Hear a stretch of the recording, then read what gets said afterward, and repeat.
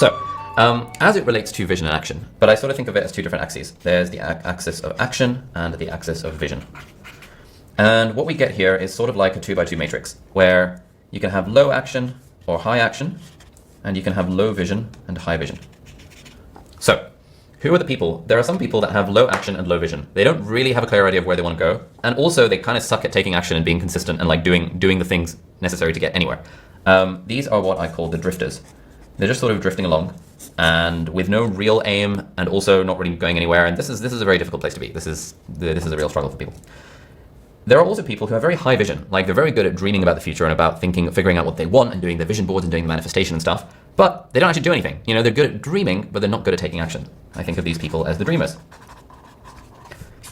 We also don't really want to be there. It's better than being a drifter, but yeah, we don't really want to be there.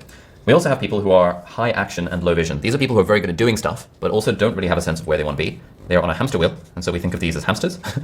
Again, not really where we want to be, because like we want to be figuring out, moving towards a direction that feels meaningful to us, rather than just running on a hamster wheel. I've been a hamster at many, many different parts of my life, where, you know, if you're good at doing stuff, you just sort of stop, you know, it's just something that you do, you know, you just keep doing the stuff, whether or not it's moving you in a direction you actually care about. And then ideally, where we want to get to is the productivity masters, who have high action, i.e. they're consistent and disciplined, and they don't procrastinate, and they're able to focus, and they're moving towards stuff, but they also have high vision, in that they actively think about what's meaningful to them, what their own values are, and hopefully, through the next few weeks of this course, we're going to help you build a system for vision and a system for action so that you can increase your action score and also increase your vision score. Of course, remembering to enjoy the journey along the way. So that is basically how I think of LifeOS.